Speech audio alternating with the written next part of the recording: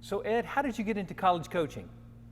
Well, I started as a high school coach. I spent 10 years in New York in a prep school right on Central Park West, which was a really unique experience. You know, not a lot of natural swimming talent, you know, running up and down Central Park West, but it was there's a large population, you know, centralized with 30-story buildings all up and down the park, that kind of thing.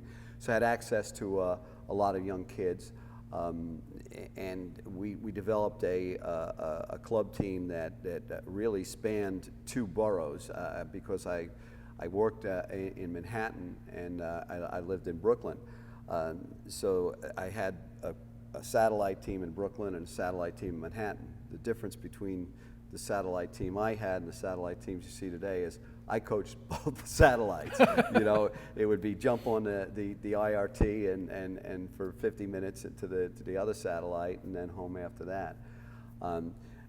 I had a job interview at Fordham University the year Joe Brunel left, and he and Bobby Hackett went on to Harvard. And it was a rough start. It really was, because I didn't have a recruiting year. I had 8 men, and that was the whole team. And we lost every single meet that year, which was really tough. Well, yeah, part of it was the kids were so upset about, you know how it is to replace someone like Joe Brunel, very charismatic character. They didn't want to make me look good. You know, and you know, now I know and I understand. Back then I was a little bitter about it. But I did it for 1 year, and we were 0-10. And at the end of the year, I said, "Do you guys really want to do that again?" And they started to come over a little bit. But what really helped was I recruited a couple of my club kids to the university the next year when I had a recruiting year. So I had 3 freshmen kids I knew and kids I knew were on my side and believed in the way I did things, and we were 10-0, and that was my ticket out. You know, I lived in Brooklyn. I worked in the Bronx. You know, couldn't park my car at either end. You know, it was and had 2 young daughters, so it was kind of a no-brainer when Tampa opened up. You know, actually, I had applied for the assistant coach position at Alabama, and Don Gambrell at the time, Jonty Skinner was just graduating, and Jonty wanted to stay on. So Gambrell was nice enough to call me up and say, you know, we really considered you, but Jonty's getting a job, which I got that. He said, but the Tampa job just opened. So nobody knew about it, and I called down there, and couldn't really get through to anybody, and I said, screw it. I just flew myself in and asked to be interviewed. And you know, when I realized what the job was, I didn't know whether I made a mistake or not. You know, it was basically starting the men's team we had 7 guys. The women's team, we didn't even have a women's team, so that was a total new thing.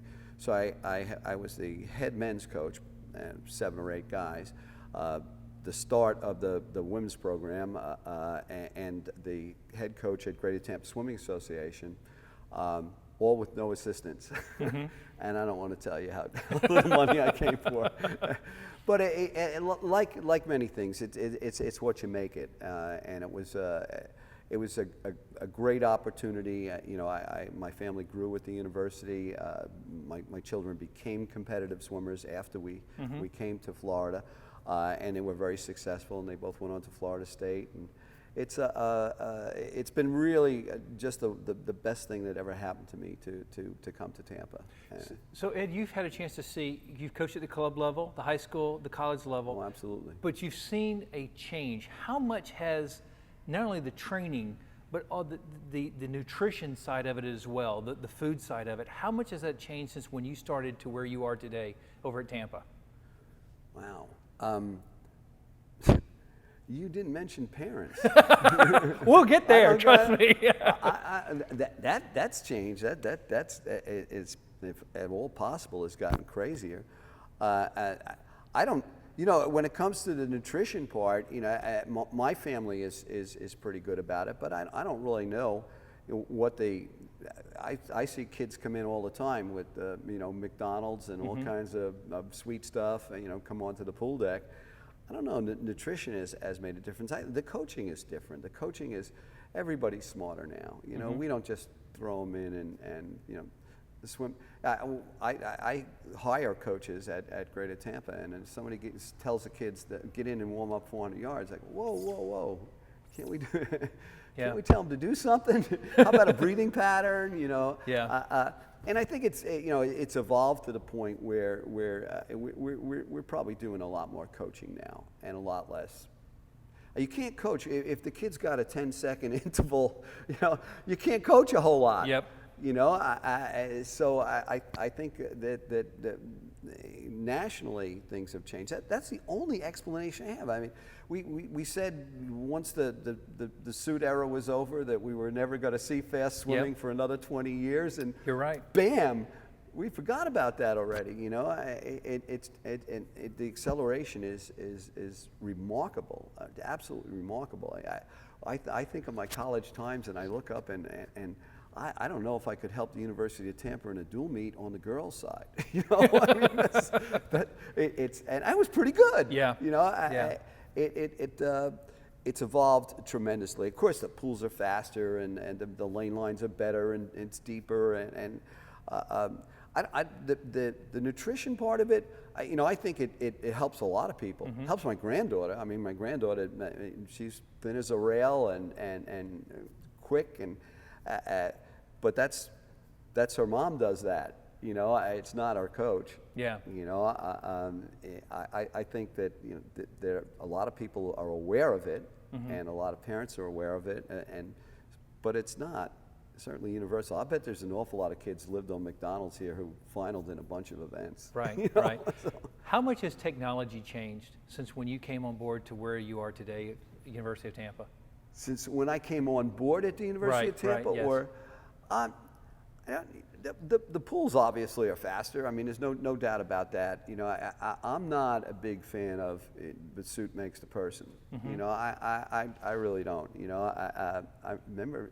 I'm a real old timer. I remember, Dawn Frazier wanting to try and break the world record nude, in the 100-meter freestyle, and swore she could do it. And there were even rumors at the time that she had done it.